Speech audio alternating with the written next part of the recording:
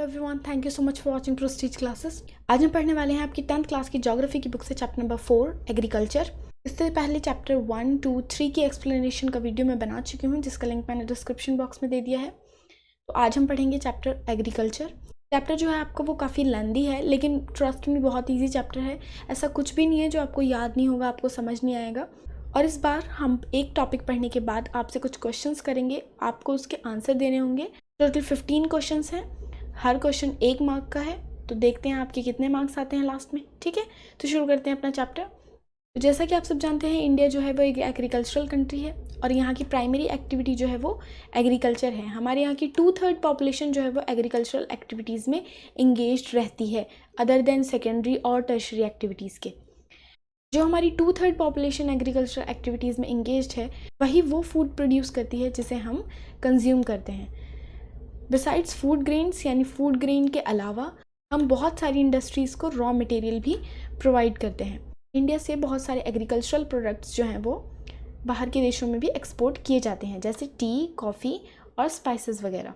तो first topic है आपका टाइप्स ऑफ फार्मिंग, यानी कितनी तरह की फार्मिंग जो है वो इंडिया में की जाती है। इंडिया में मेनली अगर हम वेरिएशन देखें अलग अलग कल्चर्स की, फिज़िकल एनवायरनमेंट्स की, सोशो कल्चरल प्रैक्टिसेस की, तो इंडिया में मेनली 3 तरह की फार्मिंग जो है वो प्रैक्टिस की जाती है।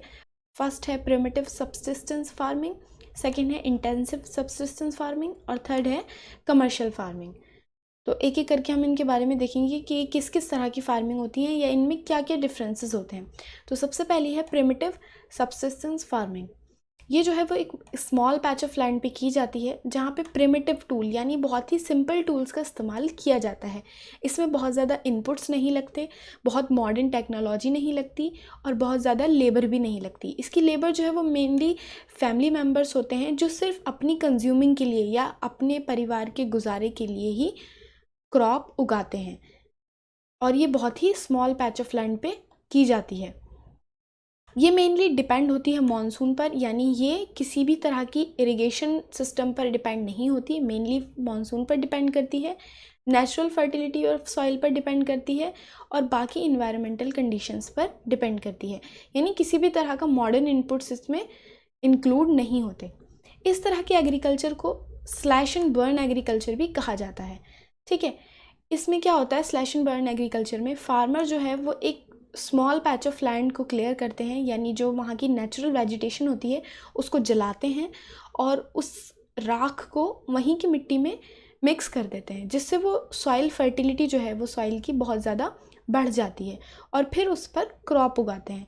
लेकिन जैसे जैसे वो क्रॉप उगाते जाते हैं, उस सॉइल की फर्टिलिटी कम हो जाती है और फिर क्या करते हैं, फार्मर जो है वहाँ से शिफ्ट कर जाते हैं दूसरे पैच ऑफ लैंड पर, फिर उस जगह को क्लियर करते हैं और फिर वहाँ पर फार्मिंग करते हैं।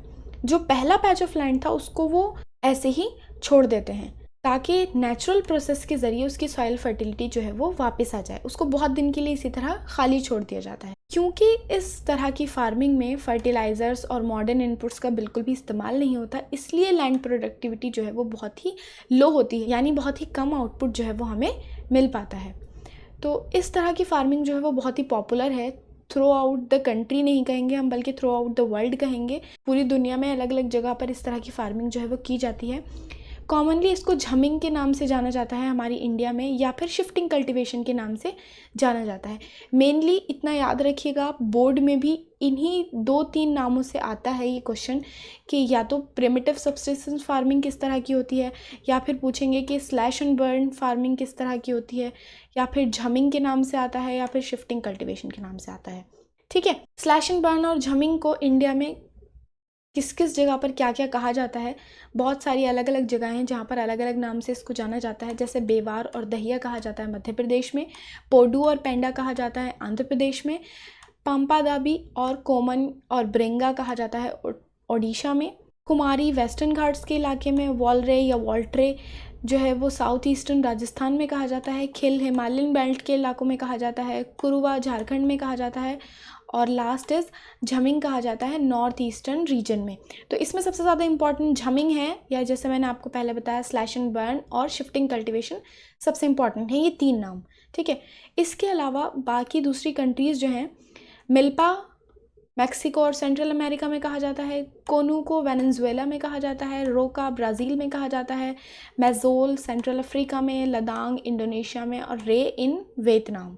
ठीक है, तो अलग अलग जगह पर अलग अलग नामों से इसको जाना जाता है। ये सब आपके लिए बहुत ज़्यादा इंपॉर्टेंट नहीं है। नेक्स्ट है आपकी इंटेंसिव सब्सिस्टेंस फार्मिंग। तो इसमें क्या होता है, ये ऐसे एरियाज़ में की जाती है जहाँ पे लैंड पर जो है वो प्रेशर बहुत ज़्यादा होता है, जहाँ लैंड ऐसी जगह पर होता है जहाँ की पॉपुलेशन बहुत ज़्यादा हाई होती है, यानी वहाँ डिमांड बहुत ज़्यादा होती है। तो इसलिए इसमें क्या किया जाता है, ये लेबर इंटेंसिव फार्मिंग होती है, यानी इसमें बहुत ज़्यादा लेबर लगती है और इसमें बायोकेमिकल इनपुट्स का इस्तेमाल किया जाता है और इरिगेशन सिस्टम्स का भी इस्तेमाल किया जाता है, ताकि प्रोडक्शन जो है वो हाई रहे, यानी आउटपुट जो है हमें वो ज़्यादा मिले, और जो लैंड पर प्रेशर है वो उसको कम कर सकें, यानी ज़्यादा से ज़्यादा लोगों को जो है वो प्रोडक्ट्स मिल सकें।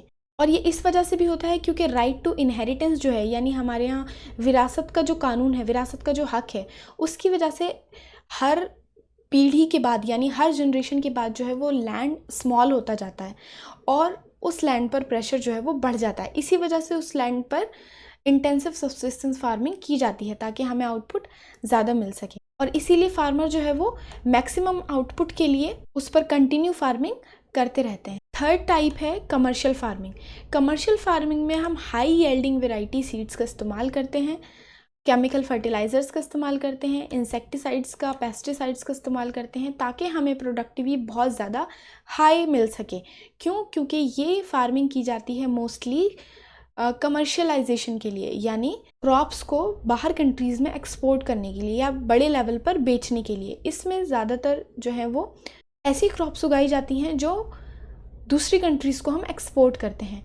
और कमर्शलाइजेशन जो है वो एग्रीकल्चर का, वो रीजन टू रीजन अलग अलग होता है। यानी जैसे राइस है, राइस कमर्शियल क्रॉप है हरियाणा में, यानी हरियाणा में इसको कमर्शियल क्रॉप की तरह उगाया जाता है, जबकि ओडिशा में इसको सब्सिस्टेंस फार्मिंग की तरह उगाया जाता है। वो प्रिमिटिव या इंटेंसिव कोई भी हो सकती है। ठीक है, तो रीजन के हिसाब से ये अलग अलग तरीक़ों से उगाई जाती हैं। प्लांटेशन भी जो है वो एक तरह की कमर्शियल फार्मिंग है। प्लांटेशन कहते हैं जब एक ही सिंगल क्रॉप को बहुत बड़े एरिया पर उगाया जाता है। प्लांटेशन में बहुत बड़े इलाके में क्रॉप को उगाया जाता है और कैपिटल इंटेंसिव इनपुट्स का इस्तेमाल किया जाता है, यानी जिसमें बहुत ज़्यादा पैसा लगता है, बहुत लागत लगती है, बहुत लेबर लगती है, और ये माइग्रेंट लेबर की हेल्प से किया जाता है। जितना भी प्रोडक्ट होता है, यानी जितना भी इससे प्रोड्यूस होता है, वो ज़्यादातर इंडस्ट्रीज़ की नीड को पूरा करता है। यानी जिन इंडस्ट्रीज़ में रॉ मटेरियल चाहिए होता है आगे प्रोडक्ट बनाने के लिए, प्लांटेशन एग्रीकल्चर उनमें काम आती है। तो प्लांटेशन एग्रीकल्चर किस चीज़ का हिस्सा है? कमर्शियल फार्मिंग का हिस्सा है। ठीक है, इंडिया में प्लांटेशन एग्रीकल्चर किस किस चीज़ की जाती है? Mainly tea, coffee, rubber, sugar cane, banana etcetera, इन सब चीज़ों की प्लांटेशन क्रॉपिंग की जाती है। तो यहाँ आपके क्वेश्चंस आ गए। हर क्वेश्चन 1 मार्क का है और आपको बताना है, 5 सेकेंड है आपके पास आंसर देने के लिए कि राइट आंसर क्या है। तो देखते हैं आपने कितना सुना, कितना समझा, कितना अच्छे से आपने पढ़ा। How many types of farming practised in India? India में कितनी तरह की फार्मिंग की जाती हैं? Your time starts now.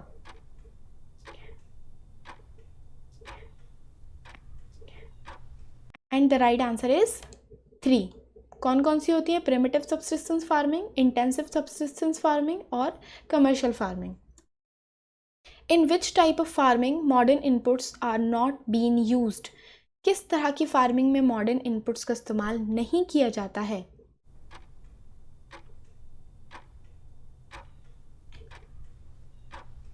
और आंसर क्या है? प्रिमिटिव सब्सिस्टेंस फार्मिंग, यानी इसमें मॉडर्न इनपुट्स का इस्तेमाल नहीं किया जाता। Next question, which type of farming is also known as shifting cultivation? ये तो आपको बिल्कुल पता होना चाहिए। ठीक है, शिफ्टिंग कल्टीवेशन किस तरह की फार्मिंग को कहा जाता है? And the right answer is primitive subsistence farming. Which of the following is a type of commercial farming? कौन सी फार्मिंग इनमें से कमर्शियल फार्मिंग का टाइप है? मतलब किस तरह की फार्मिंग इनमें से जो है वो कमर्शियल फार्मिंग है, कौन सी है?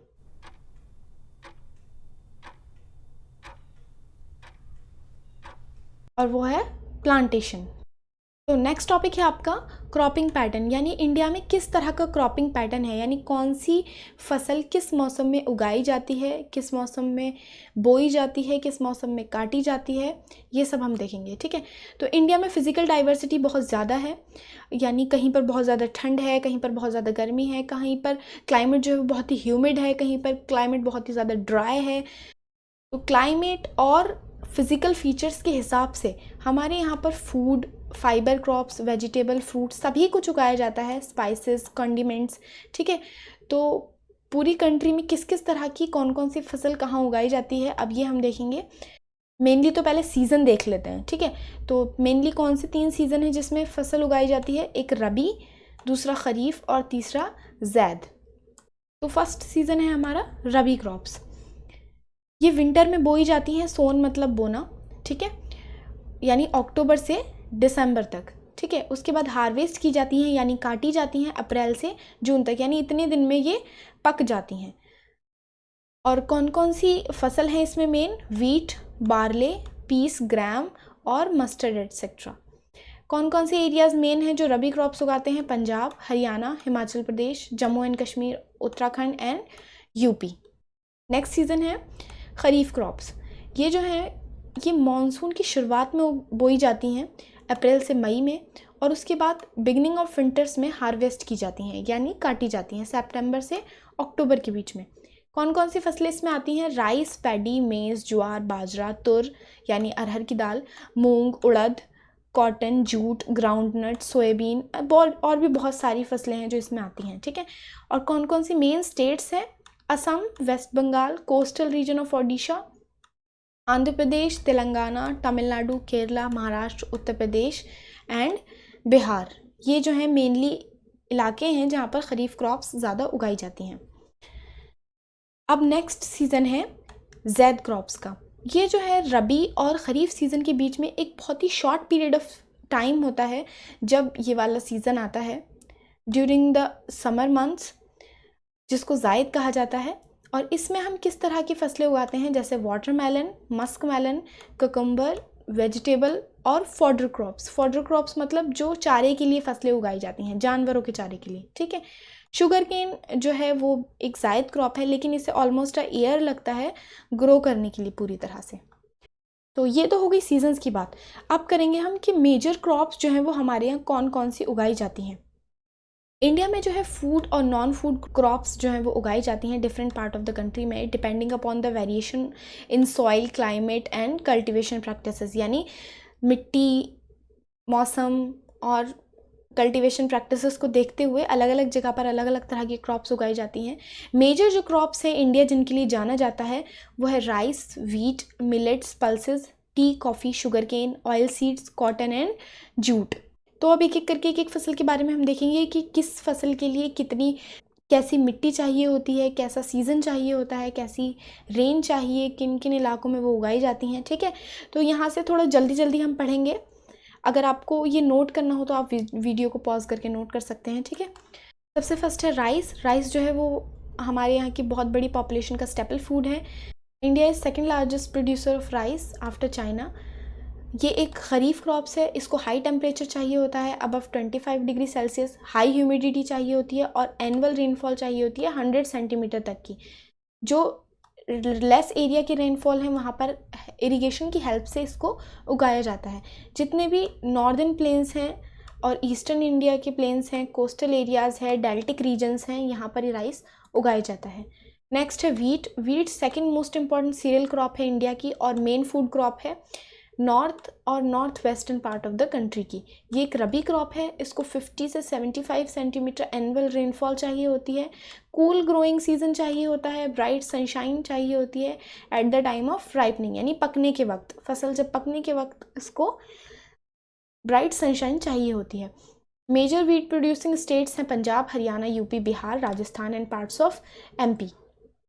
नेक्स्ट है मिलेट्स। मिलेट्स में मेनली 3 क्रॉप्स आती हैं, ज्वार, बाजरा, रागी, जो इंडिया में उगाई जाती हैं। ये कोर्स ग्रेन भी कहे जाते हैं क्योंकि इनकी न्यूट्रिशन वैल्यू बहुत ज़्यादा हाई होती है।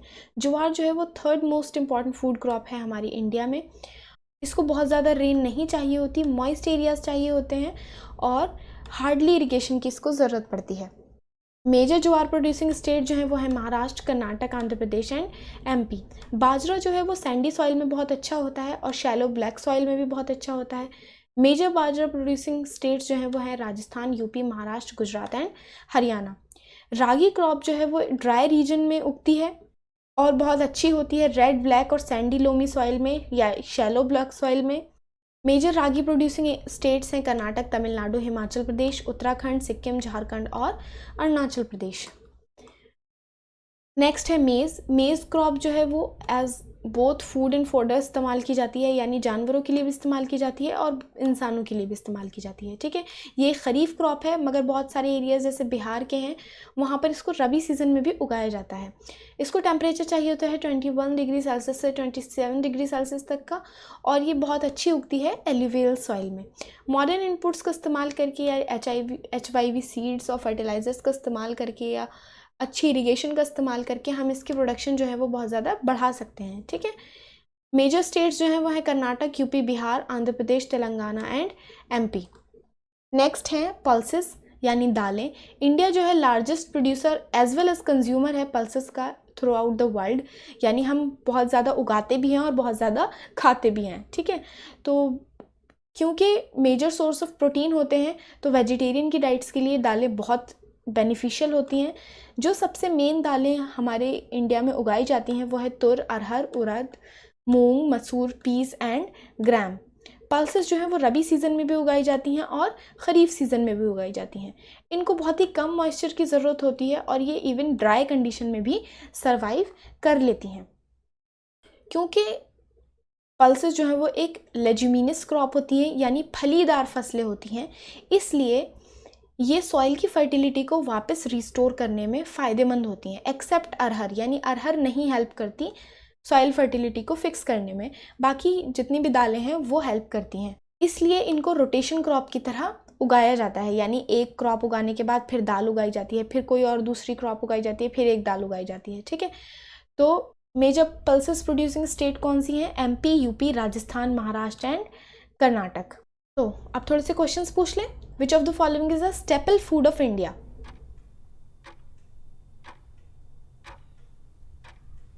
Rice is a staple food of India. Which of the following is a rabi crop?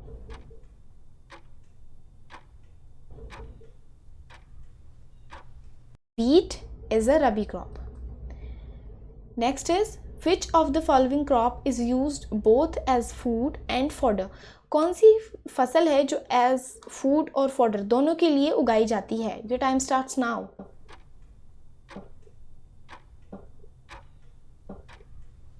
And the right answer is maize. Next question है, which of the following is a leguminous crop? यानी कौन सी crop है जो leguminous crop है? Peas, barley, jowar और रागी।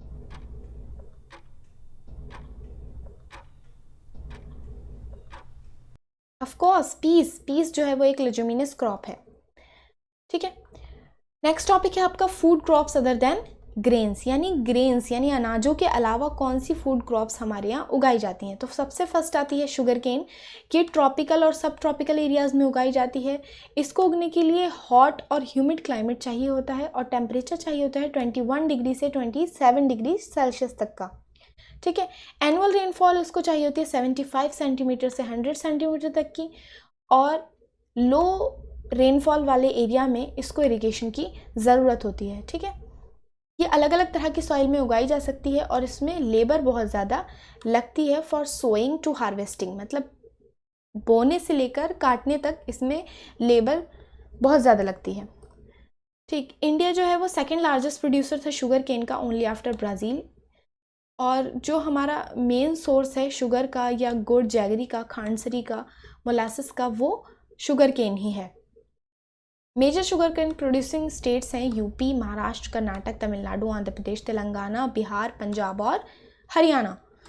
Next है आपका ऑयल सीड। इंडिया जो है वो सेकेंड लार्जेस्ट प्रोड्यूसर है ग्राउंडनट का आफ्टर चाइना। हमारे यहाँ बहुत तरह के ऑयल सीड्स उगाए जाते हैं, यानी जिनका हम ऑयल निकालते हैं। अप्रॉक्सीमेटली 12% जो है वो क्रॉप एरिया का हमारे यहाँ ऑयल सीड्स में इस्तेमाल किया जाता है, यानी ऑयल सीड्स उगाने में इस्तेमाल करते हैं। ठीक है, मेन ऑयल सीड जो इंडिया में उगाए जाते हैं वो हैं groundnut, mustard, coconut, sesame, soybean, castor oil, cotton seeds, linseed और सनफ्लावर सीड। ठीक है, इन सब का हम तेल इस्तेमाल करते हैं mostly as a cooking mediums. कुछ जो है वो रॉ मटेरियल की तरह भी यूज़ किए जाते हैं for the production of soap, cosmetic and ointments, यानी परफ्यूम्स में, सोप्स में, कॉस्मेटिक की चीज़ों में इन ऑयल्स का इस्तेमाल किया जाता है। नेक्स्ट है टी। अच्छा, अब आपको ये ध्यान रखना है कि जो बोर्ड के पॉइंट ऑफ व्यू से इम्पॉर्टेंट है वो सबसे ज़्यादा इम्पॉर्टेंट है rice, wheat, T, coffee, jute अभी आगे आएगा। ठीक है, तो ये 5 क्रॉप हैं, 5-6 क्रॉप जो एग्जाम पॉइंट ऑफ व्यू से बहुत ज़्यादा इम्पॉर्टेंट है। टी कल्टीवेशन जो है वो एक तरह की प्लांटेशन एग्रीकल्चर है, यानी एक तरह की कमर्शियल फार्मिंग है। ठीक है, टी जो है वो ट्रॉपिकल और सब ट्रॉपिकल क्लाइमेट दोनों में ही उगाई जाती है। इसको फर्टाइल और वेल ड्रेन्ड सॉइल चाहिए, यानी अच्छे पानी वाली सॉइल चाहिए जो रिच हो ह्यूमस में और ऑर्गेनिक मैटर्स में। टी जो है लेबर इंटेंसिव फार्मिंग है और इसके लिए अबंडेंट, चीप और स्किल्ड लेबर चाहिए। मेजर टी प्रोड्यूसिंग स्टेट्स हैं Assam, hills of Darjeeling and Jalpaiguri district, west Bengal, Tamil Nadu, Kerala. Apart from these Himachal Pradesh, Uttarakhand, Meghalaya, Andhra Pradesh, Tripura is also producing states in our country. और in 2014 India was the second largest producer of tea after China. हम हर चीज़ में second क्यों हैं, first क्यों नहीं है?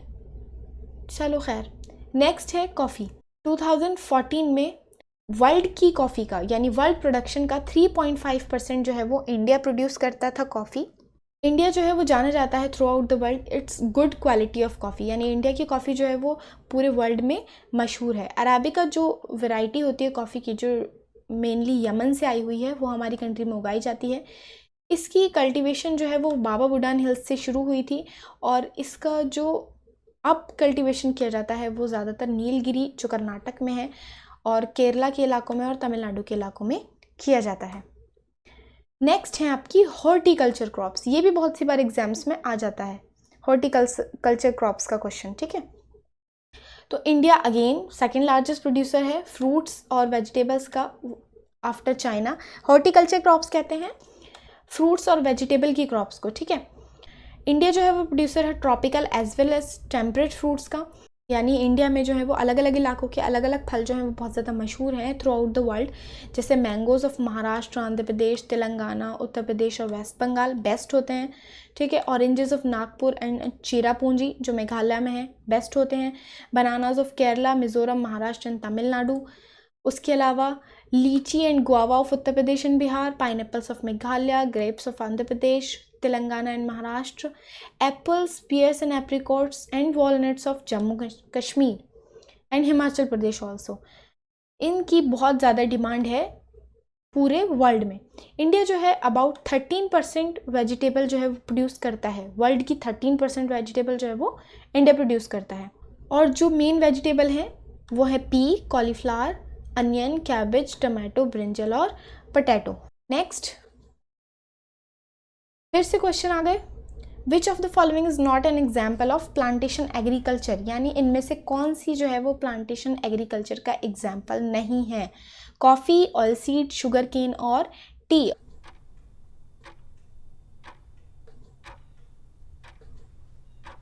Obviously oil seeds. Which of the following is a horticulture crop, कौन सी हॉर्टिकल्चर क्रॉप है? Your time starts now.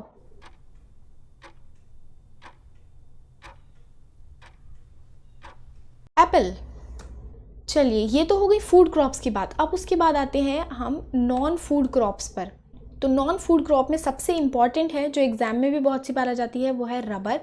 ये एक इक्वेटोरियल क्रॉप है, यानी जो हमारा इक्वेटर वाला इलाका है वहाँ पर ये उगाई जाती है। स्पेशल कंडीशन इसको नीडेड होती हैं, जो ट्रॉपिकल और सब ट्रॉपिकल एरियाज़ हैं वहाँ पर उगाई जाती हैं।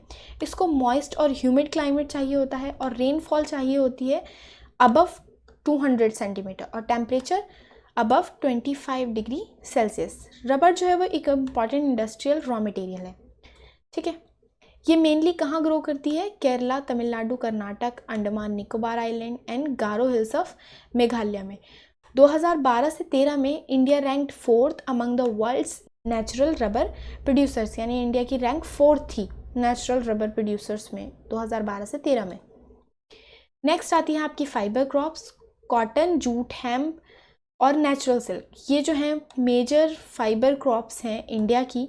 इन तीनों के अलावा यानी कॉटन, जूट और हेम्प के अलावा सिल्क है जो सिर्फ ऑब्टेन की जाती है कुकून से, यानी ये उगाई नहीं जाती। जो सिल्क वॉर्म होता है वो बनाता है सिल्क और उस कीड़े से हम सिल्क लेते हैं। और ये जो सिल्क वॉर्म से सिल्क की रेयरिंग की जाती है यानी सिल्क निकाली जाती है, इसको कहा जाता है सेरीकल्चर। ठीक है, याद रखिएगा सेरीकल्चर इंपॉर्टेंट है, ये 1 वर्ड क्वेश्चंस में आ जाता है।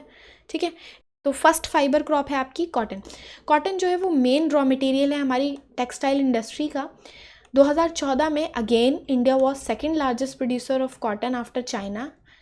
और ये जो है वो डेक्कन प्लाटू का जो ड्रायर पार्ट है वहाँ पर उगाई जाती है। इसको ब्लैक सॉइल रिक्वायर होती है, हाई टेम्परेचर रिक्वायर होता है, लाइट रेनफॉल और इरिगेशन, ब्राइट सनशाइन भी इसको चाहिए होती है। ये एक खरीफ क्रॉप है और 6 से 8 महीने लगते हैं इसको तैयार होने में।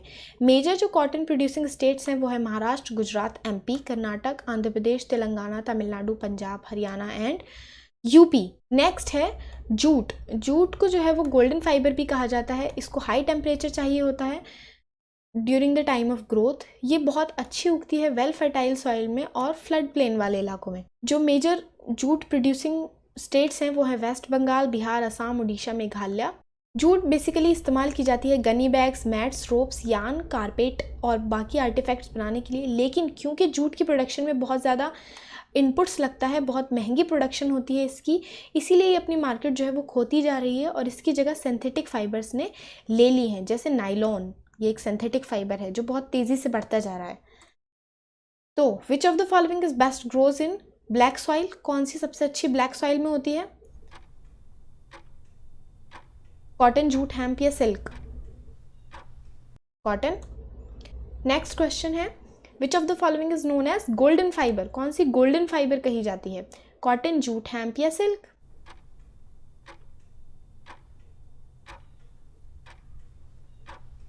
Obviously jute. नेक्स्ट है rearing of silk worms for production of silk fibre is known as what?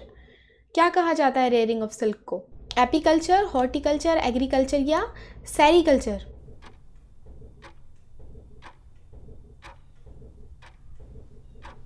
Of course, अभी मैंने 2 मिनट पहले बताया था सेरीकल्चर। तो यहाँ तक तो आपकी बात हो गई फूड की। अब थोड़ा सा टेक्नोलॉजिकल एंड इंस्टीट्यूशनल रिफॉर्म्स के बारे में बात कर लेते हैं। ठीक है, तो इंडिया में प्रोडक्टिविटी को बढ़ाने के लिए और बढ़ती पॉपुलेशन की नीड्स को पूरा करने के लिए बहुत सारे कदम उठाए गए ताकि टेक्नोलॉजिकल और इंस्टीट्यूशनल रिफॉर्म्स लाए जा सकें एग्रीकल्चर सेक्टर में। ठीक है, तो सबसे पहले क्या किया गया? कलेक्टिवाइजेशन, यानी सारी लैंड्स का जो है वो कलेक्टिवाइजेशन किया गया, कलेक्ट किया गया अलग अलग लैंड को। उसके बाद consolidation of holding, first 5 year plan, यानी फर्स्ट 5 ईयर प्लान के अकॉर्डिंग ज़मीनों को बांटा गया। लॉ ऑफ इनहेरिटेंस की वजह से ज़मीन जो है वो कम हो जाती है, इसीलिए चकबंदी का सिस्टम भी लाया गया। चकबंदी का सिस्टम मतलब जो स्मॉल पैच ऑफ लैंड होते हैं उनको कोई 2 या 3 लैंड को मिलाकर फिर उस पर कल्टीवेशन की जाती है बड़े इलाके पर। ठीक है, कोऑपरेशन इन अबॉलिशन ऑफ ज़मींदारी, यानी ज़मींदारी सिस्टम को ख़त्म किया गया। ग्रीन एंड वाइट रिवॉल्यूशन लाया गया। Green revolution is concern with agricultural sector, यानी प्लांट्स और फर्टिलाइज़र्स, पेस्टिसाइड्स, इन सब के लिए ग्रीन रिवॉल्यूशन आया था। और जो हमारी डेयरी फार्मिंग्स हैं यानी डेयरी वाले प्रोडक्ट्स के लिए वाइट रिवॉल्यूशन आया था। फिर उसके बाद 1980 से 1990 में लैंड डेवलपमेंट प्रोग्राम LDP जो है वो इनिशिएट किया गया गवर्नमेंट के ज़रिए, जिसके अकॉर्डिंग बहुत सारे टेक्नोलॉजिकल और इंस्टीट्यूशनल रिफॉर्म्स लाए गए। उसमें किस तरह के रिफॉर्म्स थे LDP में? सबसे पहला आता है क्रॉप इंश्योरेंस, यानी अगर किसी किसान की जो है वो फसल ख़राब हो जाती है सूखे की वजह से, फ्लड, साइक्लोन, फायर, डिजीज़ या किसी भी वजह से, तो उसका जो है वो क्रॉप इंश्योरेंस किया जाएगा। दूसरा क्या किया गया? एस्टैब्लिशमेंट ऑफ ग्रामीण बैंक, यानी ग्रामीण बैंक का एस्टैब्लिशमेंट किया गया ताकि लोगों को ईजी लोन मिल जाए। कोऑपरेटिव सोसाइटीज़ बनाई गई जो लोगों को सही मशवरा दे सकें क्या कि किस मौसम में उनको कौन सी फसल किस वक्त उगानी चाहिए। लोन फैसिलिटीज़ प्रोवाइड की गई फार्मर्स को at lower rates of interest.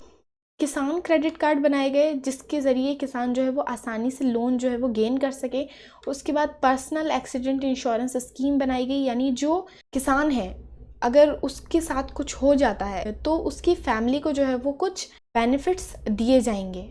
उसके बाद गवर्नमेंट ने क्या शुरू किया, मिनिमम सपोर्ट प्राइस। ये आप इकोनॉमिक्स में भी पढ़ चुके होंगे, ठीक है। मिनिमम सपोर्ट प्राइस क्या होता है, गवर्नमेंट जो है वो हर बार मिनिमम सपोर्ट प्राइस अनाउंस करती है सीज़न के शुरू होने से पहले, ताकि जो मिडिल मैन हैं या जो स्पेक्यूलेटर्स हैं, बिचौलियाँ हैं, वो एक्सप्लॉइट ना कर सकें फार्मर्स को, और फार्मर को एक पता हो कि वो इतने प्राइस पर जो है वो अपनी फसल को बेच सकता है, या गवर्नमेंट जो है वो उससे इतने प्राइस पर फसल जो है वो ख़रीदेगी। और ये सब हमारे यहाँ आज़ादी के बाद से शुरू हुआ था। ये सब जितने भी रिफॉर्म्स गवर्नमेंट ने लाने शुरू किए थे, उससे पहले महात्मा गांधी ने भी बहुत सारे इनिशिएटिव शुरू किए थे ताकि फार्मर्स को जो है वो एक्सप्लॉयटेशन से बचाया जा सके। एक विनोबा भावे जो थे, ये बहुत बड़े सेवक थे महात्मा गांधी के, और महात्मा गांधी के बाद इन्होंने ही जो है वो इनके प्रचार को, सत्याग्रह के प्रचार को जो है वो जारी रखा था विनोबा भावे ने। और विनोबा भावे के ही टाइम में श्री रामचंद्र रेड्डी जो थे, इन्होंने अपनी 80 एकड़ ज़मीन जो है वो 80 मज़दूरों में बांटी थी, क्योंकि वो बेरोज़गार थे और उनके पास ज़मीनें नहीं थी, तो इसको कहा गया था भूदान या ग्राम दान। उसके बाद श्री रामचंद्र रेड्डी की अपनी ज़मीन दान करने के बाद बहुत सारे अलग अलग जगहों पर लोगों ने अपनी ज़मीनें जो है वो पुअर फार्मर्स को दान की थी, और बहुत सारे ज़मींदारों ने अपनी गांव जो है वो लोगों को दान किए थे, तो इसको कहा जाता था भूदान या ग्राम दान। नेक्स्ट टॉपिक है आपका एग्रीकल्चर रोल इन इकोनॉमी, यानी हमारी इकोनॉमी में एग्रीकल्चर कितना रोल प्ले करता है। तो ये आपने इकोनॉमिक्स में बहुत अच्छे से पढ़ा होगा ये टॉपिक। अगर आपने इकोनॉमिक्स की डेवलपमेंट वाली या सेक्टर्स ऑफ इंडियन इकोनॉमी वाली वीडियो नहीं देखी है तो मेरे चैनल पर है, आप जाके उसको देख सकते हैं। सो मैं उसका लिंक डिस्क्रिप्शन में भी दे दूँगी, ठीक है। तो जैसा कि आपने शुरू में पढ़ा, एग्रीकल्चर जो है वो बैकबोन है इंडियन इकोनॉमी की, लेकिन सिंस 1951 एग्रीकल्चर का जो शेयर है इकोनॉमी में वो बहुत ही स्मॉल है, यानी ओवर 263 मिलियन पीपल जो हैं वो हमारे यहाँ एग्रीकल्चरल एक्टिविटीज़ में इंगेज्ड हैं, यानी एग्रीकल्चर पर डिपेंड करते हैं। लेकिन जितने ज़्यादा लोग एग्रीकल्चर में डिपेंड करते हैं उतने ही कम हिस्सा जो है वो जीडीपी का शेयर करता है एग्रीकल्चर, यानी बहुत ही कम जीडीपी हमारी मिलती है हमें एग्रीकल्चर से। तो इसी की कंसर्न की वजह से गवर्नमेंट ऑफ इंडिया ने इस्टेब्लिश किया Indian council of agriculture and research, जिसके अकॉर्डिंग बहुत सारे रिफॉर्म्स लाए गए, यानी एग्रीकल्चर यूनिवर्सिटीज़ बनाई गई, हॉर्टिकल्चर डेवलपमेंट प्रोग्राम्स बनाए गए, वेटरनरी सर्विसेज प्रोवाइड की गई किसानों को, एनिमल ब्रीडिंग सेंटर्स बनाए गए। दूसरा, वेदर फोरकास्ट के लिए और मेट्रोलॉजी के लिए अच्छे रिसर्च और डेवलपमेंट सेंटर्स बनाए गए। ये सब क्यों किया गया, ताकि देखिए अगर वेदर हमें अच्छे से पता चलेगा तो हम पता लगा पाएंगे कि हमें कौन सी क्रॉप जो है वो कब उगानी चाहिए। वेटरनरी सर्विसेज हमारे पास अच्छे से प्रोवाइड होंगी तो हम अपने जानवरों की देखरेख या फार्मिंग जो है वो अच्छी तरह से कर पाएंगे।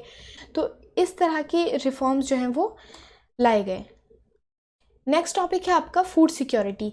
ये 2-3 टॉपिक जो है लास्ट के, ये आपके इकोनॉमिक्स के टॉपिक से बहुत ज़्यादा मैच करते हैं, ठीक है। तो सबसे पहला पॉइंट है बफर स्टॉक। गवर्नमेंट ने बहुत सारे बफर स्टॉक जो है वो स्टैब्लिश किए, जिसके अकॉर्डिंग पीडीएस बनाया, यानी public distribution system. Buffer stock कहते हैं जो गवर्नमेंट किसानों से लेकर अनाज वो कोल्ड स्टोरेज में स्टोर करती है, ताकि जब कंट्री में फूड की कमी हो या फिर in the time of natural disaster जो है लोगों को फूड प्रोवाइड किया जा सके। इसके अलावा पीडीएस के ज़रिए यानी पब्लिक डिस्ट्रीब्यूशन के ज़रिए 2 तरह के कार्ड्स भी बनाए गए हैं, बीपीएल और एपीएल, यानी बिलो पॉवर्टी लाइन और अबव पॉवर्टी लाइन। इसके ज़रिए लोगों को कम कीमत पर जो है वो आटा, गेहूँ, दाल, चावल ये जो हैं वो प्रोवाइड किए जाते हैं गवर्नमेंट के ज़रिए, ठीक है। गवर्नमेंट ने जो है वो मिनिमम सपोर्ट प्राइस भी जो है वो फार्मर्स के लिए तय किया हुआ है। ये अभी मैंने आपको बताया था कि फसल ख़रीदने से पहले गवर्नमेंट जो है वो मिनिमम सपोर्ट प्राइस हर साल अनाउंस करती है। और दूसरा, गवर्नमेंट जो है वो एग्रीकल्चर इनपुट्स पर, जैसे फर्टिलाइज़र है या पावर है या इरिगेशन सिस्टम है, उन पर सब्सिडीज़ देती है फार्मर्स को, ताकि उनको कोई परेशानी ना हो क्रॉप को उगाने में, या फसल जो है अच्छी हो सके। नेक्स्ट टॉपिक है आपका impact of globalisation on agriculture, यानी हमारी एग्रीकल्चर पर ग्लोबलाइजेशन के क्या इम्पैक्ट पड़ रहे हैं या पड़ रहे थे। तो अगर हम शुरू से बात करें तो हमारे यहाँ की जो कॉटन बेल्ट्स हैं उन्होंने बहुत अट्रैक्ट किया ब्रिटिशर्स को। जब हमारे यहाँ ब्रिटिशर्स का राज था, आपने हिस्ट्री में भी पढ़ा होगा किस तरह जो है ब्रिटिशर्स फोर्सफुली कॉटन की जो है खेती कराया करते थे, और फिर वो कॉटन जो है वो मैनचेस्टर और लिवरपूल एक्सपोर्ट की जाती थी, यानी ब्रिटेन में एक्सपोर्ट की जाती थी वहाँ की इंडस्ट्रीज़ को फुलफ़िल करने के लिए। ठीक है, तो इसी के खिलाफ गांधी जी ने चंपारण मूवमेंट स्टार्ट किया था 1917 में बिहार में, जहाँ पे फार्मर्स को फोर्स किया जा रहा था इंडिगो उगाने के लिए, ताकि ब्रिटिशर जो हैं वो यहाँ से सस्ती इंडिगो लेकर अपने वहाँ उससे अच्छा प्रॉफिट कमा सकें। और इसकी वजह से फार्मर को क्या परेशानी फेस करनी पड़ रही थी कि वो फूड ग्रेन्स नहीं उगा सकते, यानी अपनी ही ज़मीन पर वो अपने लिए अनाज नहीं उगा सकते, बल्कि ब्रिटिशर्स के लिए उनको इंडिगो उगानी पड़ती थी। ठीक है, इसके बाद ही आपकी यहाँ बहुत इंपॉर्टेंट टर्म आ जाती है एक जीन रिवॉल्यूशन। यानी जीन रिवॉल्यूशन क्या था? जीन रिवॉल्यूशन एक तरह की जेनेटिक इंजीनियरिंग है जिसमें हाइब्रिड वैरायटी सीड्स बनाए जाते हैं जिनसे फसल बहुत ज़्यादा और बहुत अच्छी क्वालिटी की बन सके। यानी आप देखते होंगे ना अभी भी कि बहुत एक्सट्रीम लेवल के बड़े आम, एक्सट्रीम लेवल की बड़ी मिर्चें, बहुत बड़े बड़े तरबूज, बहुत मीठे सेब, तो ये सब जो है वो जेनेटिक इंजीनियरिंग के ज़रिए किया जाता है जिसमें हाइब्रिड सीड्स बनाए जाते हैं। ठीक है, तो जैसा भी हमने पढ़ा कि गवर्नमेंट जो है वो वीट राइस किसानों से ख़रीदती है ताकि वो उसको गरीब लोगों को फ्री में या बहुत ही कम पैसों में दे सके। तो इस वजह से हमारी इंडिया में जो क्रॉपिंग पैटर्न है वो बहुत ज़्यादा डाइवर्सिफाई होता जा रहा है। यानी लोग जो है वो पसंद नहीं करते वीट राइस ये सब चीज़ें उगाना। क्यों? क्योंकि उनको फिर मिनिमम सपोर्ट प्राइस में वो बेचनी पड़ती हैं और उनको इतना ज़्यादा प्रॉफिट नहीं होता।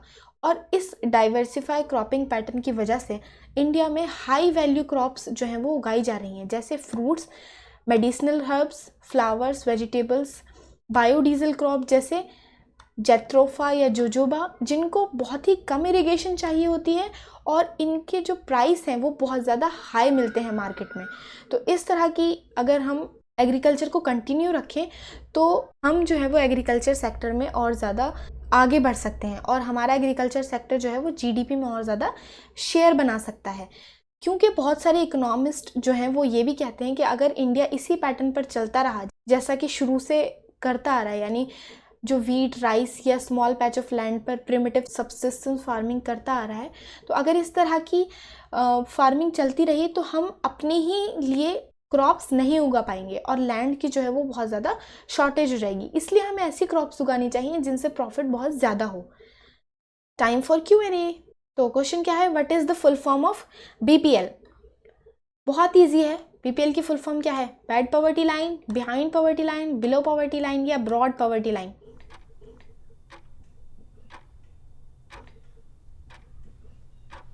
Obviously below poverty line.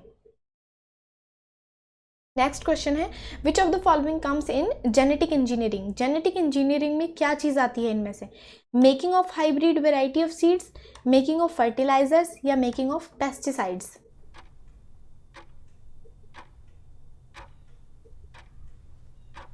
And the right answer is hybrid variety of seeds.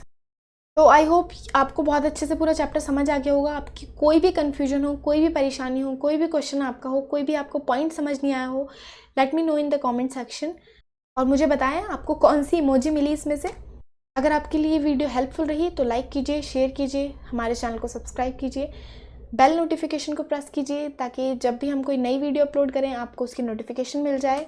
मिलते हैं नेक्स्ट वीडियो में, तब तक के लिए थैंक यू, गुड बाय।